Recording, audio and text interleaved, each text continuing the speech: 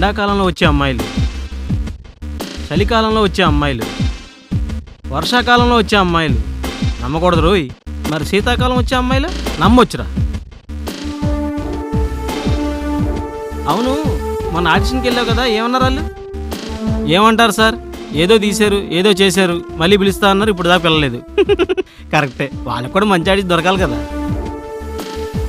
ఏమయ్యిందా మీకు ఇంకా అర్థం కాలేదా?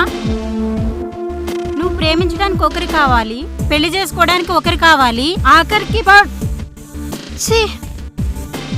నిజం డాడీ. ఇంటికి ఏమైంది మమ్మీ?